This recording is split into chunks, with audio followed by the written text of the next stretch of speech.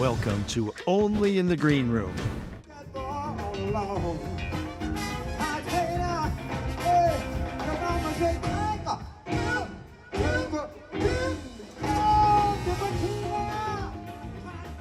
Very much, we have a similar language. I mean, the funny thing is sometimes we'll start, like someone will start a lick and we'll all know where they're going with it, and we start jamming on a certain thing. I mean, we do that on the song Love the One You're With. We do that a lot. It's just like, all the vocabulary is very similar, and it's easy to play, yeah. The band doesn't really need that much rehearsal, but we like to have cool things we write and arrange, and that's why we need it. And what was it that River said? I mean, just in case that didn't get in. Yeah, River put the whole legacy, thing very, very succinctly, and that's just basically that we're a band of brothers that hadn't met before, before we did. Or like it feels like in a way we've known each other our whole lives. But that's just based on the culture we shared growing up and the music we shared growing up, and how that informed who we are as musicians and people. And you kind of elaborated on that and said that also translates into friendship. Yeah, that's why we get nothing done in rehearsal. Yeah. So, all right, the idea, I think River talked about it a little bit, or maybe Omari did, but just the idea of the Legacy Coalition. In your mind, how did that formulate? Well, it was actually in his mind, primarily. Yeah, well, I had the idea because, well, obviously, like, Michael and I were already playing together, and, like, our dads have met before, and, like, in the scene and stuff, and then we had met Rodney at Anoka because he was on like one of the first sessions we did, like doing drum tech stuff at the studio at Anoka. And I was like, wait a second, because like we're hanging out doing a show, and like the week before that, my dad and his dad were out in Switzerland playing a festival over there together, and they'd be playing down on Bourbon Street. It'd be like my dad at one club, and like directly across the street, you could look out the window and wave, and it'd be Raymond on the other side of the street, So I was like, well, we got to do something with Rodney, and we need some other people. And Michael at the time was doing some gigs with Cyril, so Austin and Omari were in on that. And then it took like a year and a half or so of us being like, okay, who do we get on keys? And finally, this little kid hit the scene, and this River absolutely killing the game. We're like, that one. It's pretty crazy how that came. I didn't even think about that. That was the final piece, and it was like, of course. Like, I was talking to his mom the other night because we were at Maple Leaf for a long time, and I didn't realize he was 15 last year. 16? And how old are you guys? We're both 25, right? Yeah, both 25. Yeah. All of a sudden, this little kid came along. Yeah, no, but it was crazy. It was like, whoa. And then I can't remember where we saw him play before we hit him up. We had to have seen him somewhere. I can't place it right now, but yeah, it was that kind of thing. Yeah, it makes us feel old, and we're 25. Oh no, it was we were recording the Zeta record at Jake's house, and we could hear River practicing in the house, that's like right. As we were like outside in the backyard. That's right. Did he have his sunglasses on during the Stevie Wonder thing? Yesterday he was interviewed at the festival, Jazz Fest. And who's your favorite podcaster? Well, he's not my. Well, Come on. Tim Miller. Well, I mean, Tim Miller. He's got a huge following, right? I was like, Tim Miller. Tim Miller. And but they asked him, who are you listening to? Which we're going to ask you that question too. But who do you listen to besides your own music? Yeah. And he said Stevie Wonder, and can you see it? Right. I mean, he's got the Stevie Wonder look going. He's got the whole thing. He definitely does. Who And else? so are you guys like, did you treat, he seems like a very old soul, like older than most adults that we know. Most monks we know. I don't know. But how do you treat him? That's what you're asking? It's kind of like a little brother, like, to be honest. Like, it's really funny. And he'll like, that kid is hilarious. Because like our group chats too, not just the rehearsals, but like the group chats are utter chaos.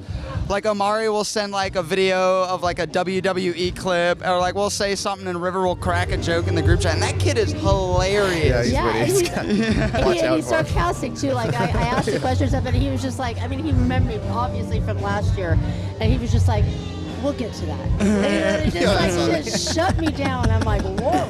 He'll do that, and I don't even think he's trying to be funny. I think it's just who he is, which is way funny. Yeah. Yeah, well, his dad's a badass too, huh? Of course, man. Yeah. It's his birthday today, actually. Oh, Jake's Jake's Yep. birthday Happy today. birthday, Jake. Yeah. Oh, Happy coming? birthday, Jake. It's 50. Happy Big birthday. 50. Hopefully he's gonna come. Okay. Probably is. Yeah, I would think so. Yeah. Who else is in the band? Are there any other legacy folks in the band, or did you round it out with some people that? So, I guess the one that you guys haven't talked to is Austin Clements, and his Yes. dad is Cranston Clements, guitar player, great guitar player from here in New Orleans, and he used to play with the Neville brothers, used to play with a slew of different people Yep. in the city. And then we just had our saxophonist, Chris Spees. I just saw him walk by Yeah. and wave at us. Yeah, we're lucky But- enough to have the horn section today, which is a Yeah. legacy horn Yep. say is two legacy guys, Chris Spees and Aurelian Barnes, dad's Sunpipe Barnes, Yeah. Aurelian from the Rumble. Indeed. Yeah. Yes, indeed. Yeah, we met him here last year. We Real did. privilege You have to a have him both. You have a record, a single. Yeah, we just put a single out. Tell us, promote that thing. Tell me about Oh it. yeah. Well, that one's called Brand New Day. We went and recorded that at Jake's studio, and that was like another case of like we kind of had the structure down and everything, but then there was some stuff that happened where it was just like all of us sharing similar intuition from the stuff we were raised on. Yeah. It was. Yeah, it was that like the song kind of wrote itself in a way. I know it's a cliche to say, but like, we had the lyric, like Omari, Bradford, River, and I all wrote a verse or bridge or whatever, and and the rest of it kind of fell into place. We're like, we're gonna go here with this chord, we're gonna go here with this chord, but in terms of like the licks and riffage, like all that vocabulary, that's like I love it. all of us have that. Yeah, all of us have that. It's very similar. I'm still trying to steal some of Bradford's because he has some cool ones, but for the most part, They're all right. So when you have a single like that, what do you do? You just promote it for people to listen to it on all streaming platforms, or Yeah, something like that. yeah, it's so hard. Just not talking Yeah, about the especially business. nowadays, the Yeah. promotional meta is like you got to make short form videos and you got to do all this and this and that. What's up? It's really that, and that segues into another thing, which is like the way to promote it is it's like Bradford said, it's a lot of visual mediums, and we're working on a music video right now for the Brand New Day single, and so that's going to be out this summer. We're finishing it up on Wednesday. Is going to be the last shooting day at Riverbend Lanyap. The other sort of days between festival we're doing this week. So that's probably the biggest promotional piece, and we'll have some. We were lucky enough to get a grant from the Jazz and Heritage Foundation, and we're going to have some promotional funding that will go to for the video and all that. So yeah, that's really the main ways, other than just sharing it on social media and trying to spread the word. It's kind of like your calling card, right? Yeah, here it is. exactly. Yeah, exactly. And Right? what about touring? I mean, River's going to be. Are you all I'm going? doing High Sierra with a band called Codadosa. Yeah, Okay. different band. We're all in like a bunch of different groups. Okay, So but will you ever come together as a legacy while you're at High Sierra? well. That's kind of what High Sierra is all about. It is. I got to talk to Dave and see if we can Dave hop on would the be bill. so into that. I know, yeah. He just was sitting here talking about that. He said Really? the thing that makes High Sierra so special is that the artists coming together, collaborating in different Yeah. ways in different stages. So, have Well, you been to High Sierra before? I never have. Oh my God! Oh. Well, you're coming this year. You Oh. just said. I'm coming yeah. this year, yeah. Amazing. You're gonna Yeah. love it. You're Yeah, gonna love I've it. heard And that's amazing a big things. Part of it. So you guys will definitely be playing together. So you better practice a little bit. Yeah. Well, yeah. So what are we going to hear today? We're going to similar to what we saw at the French Quarter Fest for your set, or Pretty similar. We have a couple more tunes that we're going to be able to include in there because we have a longer set. We have a 90-minute set today, nice. so Excellent. it's going to be fun. And then we got a special guest on keys coming up today later too, because River's got a cutout for the WWOZ piano night tonight, which is very, very cool. You can check that out online. Yeah. But so for the last song, we're going to have Dan Souveny from Buddy Guy's band Oh, very nice. and Kingfish's band. He's going to play with us. So oh, it's that's gonna- very cool. Really Good excited. thing this Very isn't awesome. live radio. Everybody be pouring in here Yeah, I know. for that. And- Well, Yeah, not yeah. special guest anymore. And then why don't you guys give a plug your other bands too? Yeah. Other bands. Yeah. Well, together Michael and I play in a band called Zeta. That's Z-I-T-A. We just actually did a show at some point this weekend. It was like 1 a.m. at the Maple Leaf, so I forgot most of it. Seems like I think everyone did. Yeah.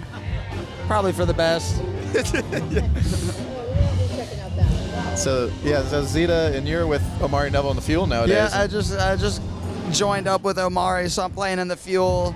And then, so I just did my first, second, and third gigs with them, which was Thursday at Congo Square Stage, Thursday night at Chicky Wawa with Cyril, and then Friday on the festival stage with Cyril.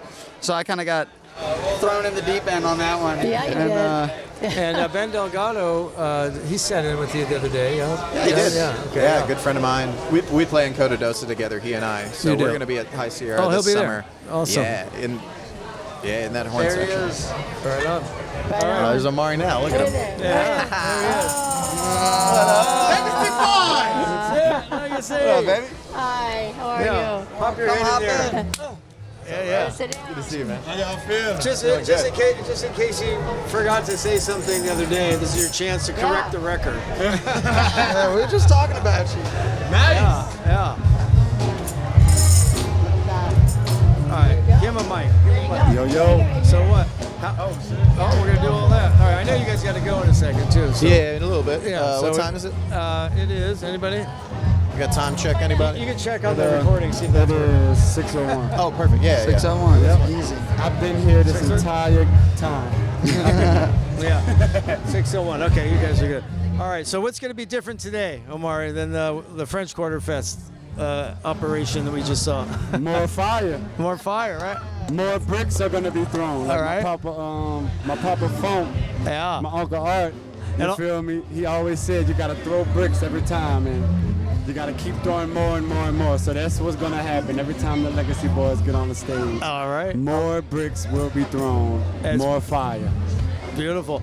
I think so. I mean, how about the interview with your dad afterwards, though, man? He was just smiling. Dude, from, he's still smiling. He is, yeah. Yeah, he's still smiling, Yeah, man.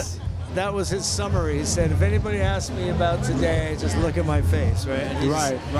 He had that going, right? So, did you guys pace yourselves for Jazz Fest, or you just jump right in, and we're right in the middle of it now? Tired? Nothing? You can try to pace yourself, but the excitement it's gonna last the whole time until it's like completely done, until the last Sunday, and everybody's going home and all the gigs is wrapped up. And I'm pretty sure we gotta keep going. But as far as the Jazz Fest rush of it all, the hype never goes down, man. Right. Ain't no pacing.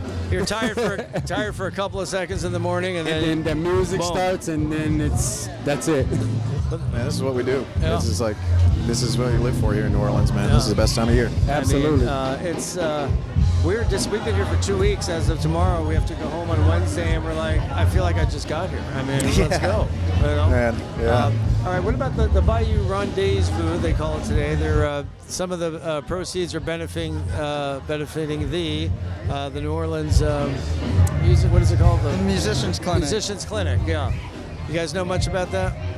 My parents used to go to that all the time when they were still living in town. I'm just bad about keeping up with my body, so I haven't made it over there quite yet. Yeah, it would behoove you perhaps to do that, right? Yeah, probably. Absolutely. You know what I mean? All right, and who else is? So, are we gonna have the whole band though today too? We're gonna have. On stage, yeah. Yeah. I'm not sure they're going to be here for the podcast. No. I'm talking about this thing. Oh, the yeah. podcast is just a little warm up. Yeah. A little warm up for you guys. So what happens after Jazz Fest? Do you guys is there a big come down from the whole thing, or do you just keep going on to the next thing? I think there's still a trickle down sort of thing of shows, like after the fact. I know Bonorama, we have one the day after Jazz Fest technically ends at Chikiwawa with Omari.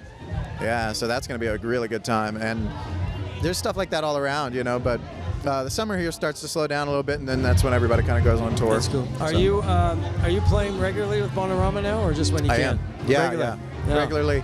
Really, unless I have the unfortunate situation of picking Bonorama or my own band Zeta or like some projects of my own. That's kind of a good problem to have. It's a good problem, right? yeah. That's a good My problem. dad's very, very gracious about it. Yeah. Your dad mentioned this, and I think your dad said the same thing. I haven't talked to your dad yet. But they're big shoes to fill, but I'm not certain the big shoes are that necessarily of your individual parents, but just the whole, the legacy, which is in your namesake, but just the music and the tradition. Do you guys feel any pressure in that, or responsibility, or a little of both, or neither? Sometimes it's a little bit of both, but I think the pressure really comes from, well, I'm gonna speak for myself. It comes from myself. You know what I mean? Sometimes I put the most pressure on myself. It never comes from the mentors or the guys that's laying the foundation down before us. They're pretty much always just like open-hearted, like do it. You feel what I'm saying? So if it's any pressure, it comes from just, I guess, the musicians need to be perfect. You know what I mean? Which nobody is, but and the tremendous respect we have for the music. Absolutely. It's like all of us just feel that way. So we're gonna. It just boils down to approaching it with the utmost care and attention and respect, you know, and that's kind of what it culminates in, which is a good thing, because we all know we've been given the tools to do it, you know, and we have confidence in each other and ourselves. So It would be the case whether or not your parents were musicians or not here, right? I mean, anybody that's it's like their shoes, they're still walking in their shoes. So our job is not to fill their shoes. Our job is to wear our shoes. You know what I mean? Yeah, well, you guys are doing it well, man. Yeah, you're right. You're doing it well. All right, well, we're going to let you go because it's coming up, man. That's right. It's coming up. Legacy Boy. Legacy Boy. We'll be in there watching. Thank you, guys. thank you, Dennis. Thank Appreciate you guys. You just heard from Michael Mullins about carrying the New Orleans brass tradition forward.